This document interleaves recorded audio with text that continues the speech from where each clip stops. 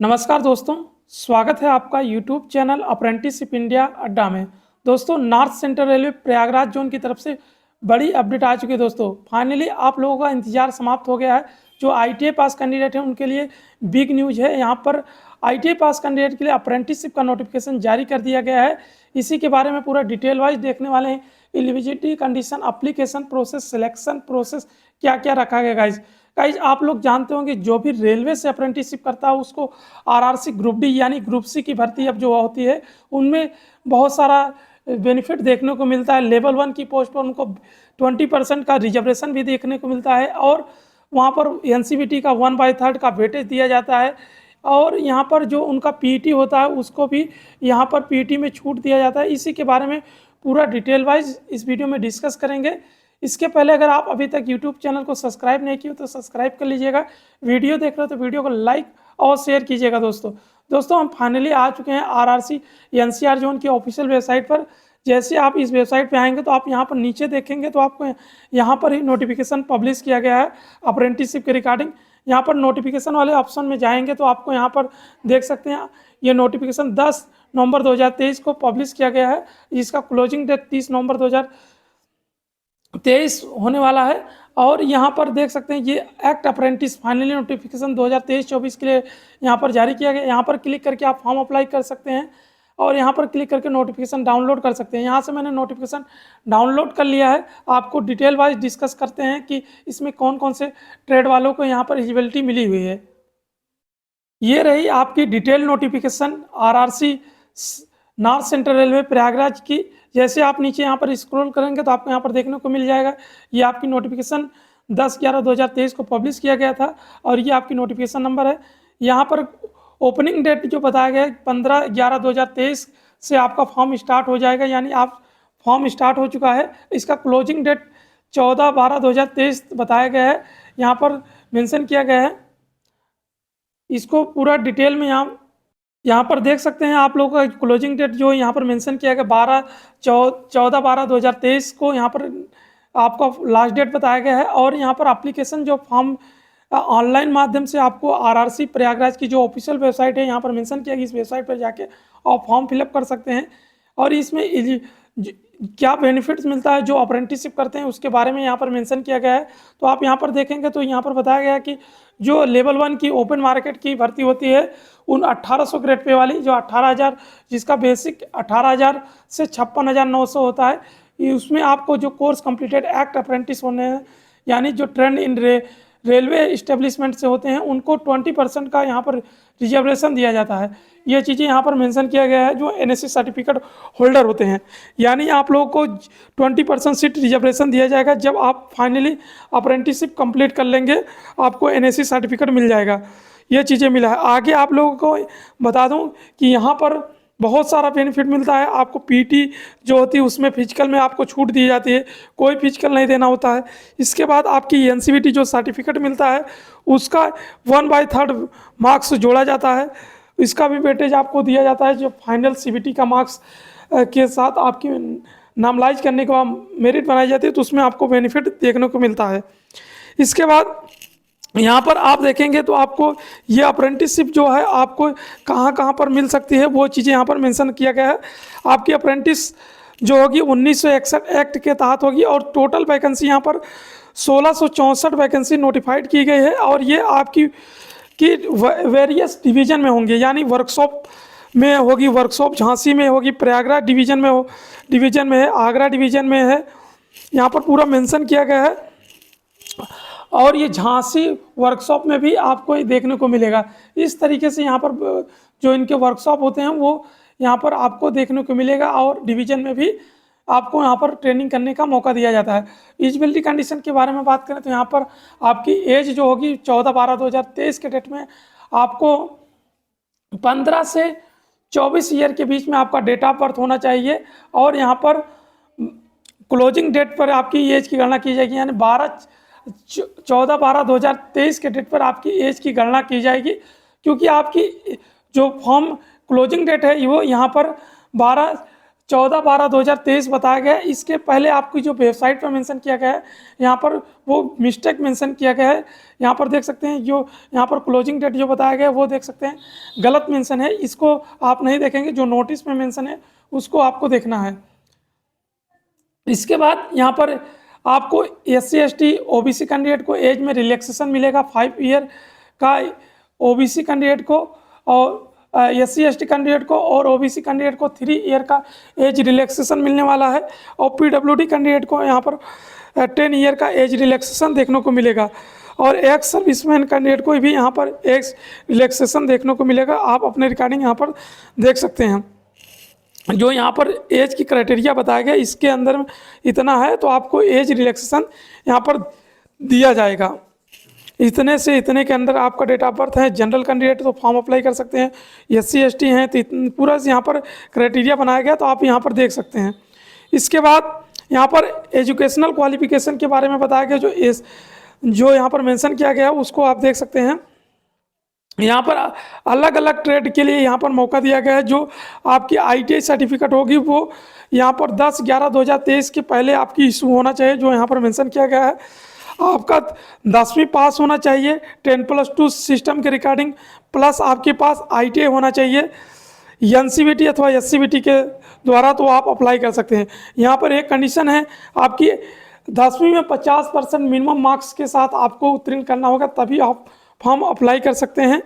और आपके पास national trade certificate या NCVT अथवा SCVT से कोई भी सर्टिफिकेट है तभी आप फॉर्म अप्लाई कर सकते हैं। दोनों कैंडिडेट एलिजिबल हैं।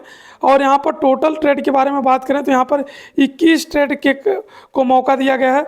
तो बात करें तो यहाँ पर जो फिटर है उनको मौका दिया गया है। फिटर के लिए आपके पास ITI फिटर होना चाहिए, और वेल्डर के लिए गैस एंड इलेक्ट्रिक के लिए वेल्डर में आपकी ITI होना चाहिए गैस एंड इलेक्ट्रिक में। आर्मेचर वेंडर के लिए आर्मेचर वेंडर में आपकी ITI होनी चाहिए। मशीनिस्ट के लिए मशीनिस्ट में ITI होना चाहिए। कारपेंटर के लिए कारपेंटर में होना चाहिए ITI। इलेक्ट्रीशियन के लिए इलेक्ट्रीशियन में। पेंटर के लिए जनरल पेंटर में आपकी ITI होना चाहिए, जनरल पेंटर के लिए। इसके बाद यहाँ पर देखेंगे तो जो मैकेनिक DSL यानी डीजल मैकेनिक वाले के लिए यहाँ पर बताया गया है, आपकी मैकेनिक DSL में आपकी ITI होना चाहिए, तो अप्लाई कर सकते हैं। और information and communication technology system maintenance के लिए आपके पास ITI information technology and electronics system maintenance वाला आपके पास ITI होना चाहिए, तो फॉर्म अप्लाई कर सकते हैं। वायरमैन के लिए आपके पास ITI वायरमैन में होना चाहिए। ब्लैक स्मिथ के लिए ब्लैक स्मिथ में आपकी ITI होनी चाहिए, तो आप फॉर्म अप्लाई कर सकते हैं। उसके बाद आप यहाँ पर देखेंगे तो प्लम्बर के लिए बताया गया है, आपके पास प्लम्बर में आपकी ITI होनी चाहिए, तो आप फॉर्म अप्लाई कर सकते हैं। और मैकेनिक कम ऑपरेटर इलेक्ट्रॉनिक्स कम्युनिकेशन सिस्टम के लिए आपके पास ITI मैकेनिक कम ऑपरेटर इलेक्ट्रॉनिक्स कम्युनिकेशन सिस्टम में आपके पास ITI सर्टिफिकेट SCVT अथवा NCVT से, तो आप अप्लाई कर सकते हैं। इसके बाद आप हेल्थ सैनिटाइजर इंस्पेक्टर के लिए आप अप्लाई कर रहे हैं, तो आपके पास ITI रिलेटेड ट्रेड में होना चाहिए, तो आप अप्लाई कर सकते हैं। और multimedia and web page designer के लिए आपके पास ITI इन रिलेटेड ट्रेड में होना चाहिए, तो आप फॉर्म अप्लाई कर सकते हैं। और यहाँ पर MMTM आपके लिए, अगर आप इस ट्रेड में अप्लाई करना चाहते हैं MMTM में, तो आपके पास मैकेनिक मशीन टूल्स मेंटेनेंस का सर्टिफिकेट होना चाहिए ITI का, तो आप अप्लाई कर सकते हैं। क्रेन के लिए अगर आप अप्लाई करते हैं तो आपके पास ITI सर्टिफिकेट होना चाहिए क्रेन ऑपरेटर का, तो आप अप्लाई कर सकते हैं।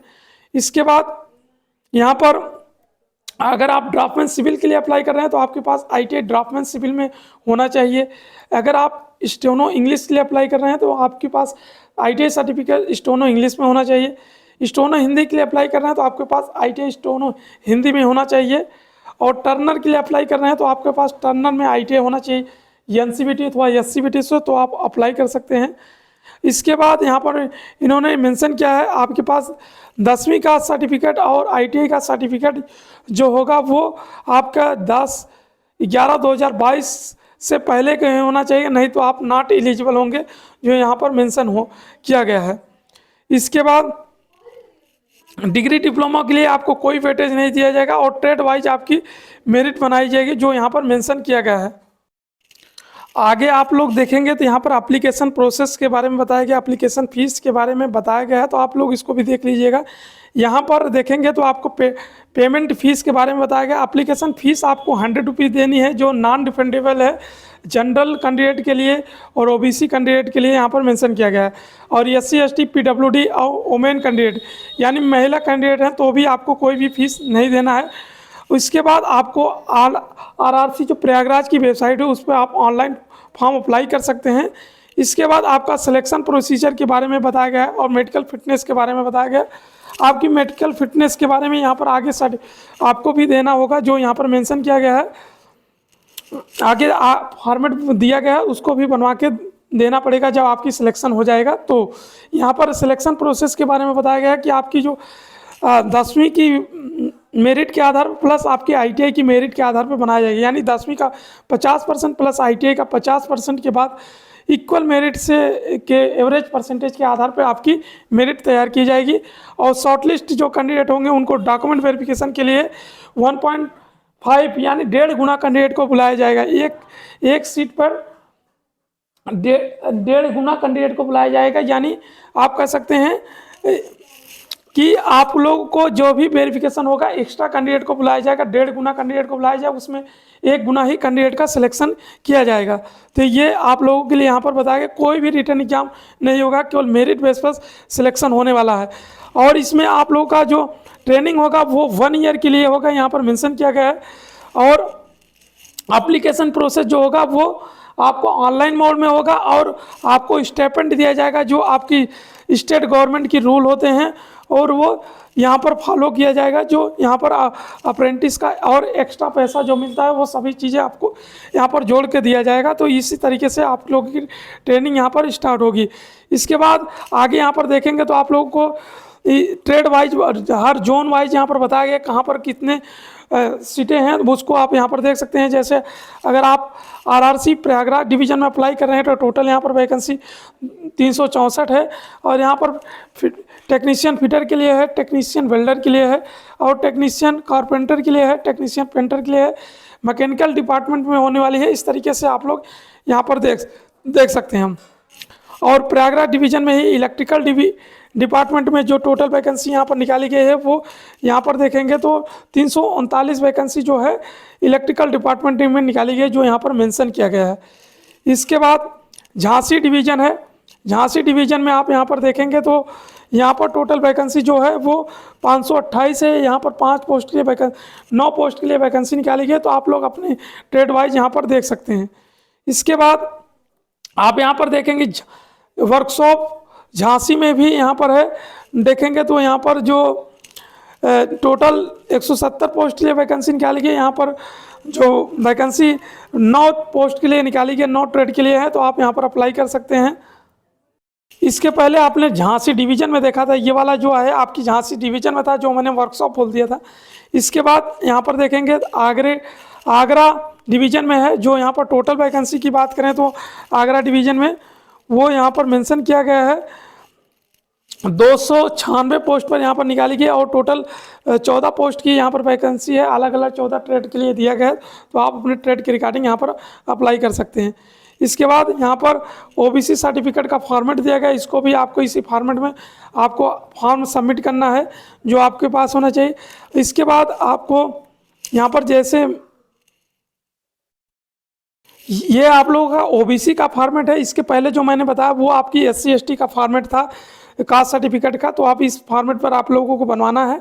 इसके बाद आप लोग को यहाँ पर जो EWS कैंडिडेट हैं उनके लिए भी यहाँ पर मेंशन किया, यहाँ पर OBC कैंडिडेट का जो सेल्फ डिक्लेरेशन होता है वो आपको यहाँ पर फॉर्मेट दिया गया है। इसके बाद आपको ये मेडिकल फिटनेस सर्टिफिकेट है, आपको इस फॉर्मेट पर जब आपका सिलेक्शन होगा तो इस फॉर्मेट पर आपको सेंट्रल गवर्नमेंट या स्टेट गवर्नमेंट के हॉस्पिटल पर जाके, सरकारी जो हॉस्पिटल होते हैं गवर्नमेंट, वहाँ पर जाके ये सर्टिफिकेट बनवानी है जो डिसेबिलिटी कैंडिडेट हैं।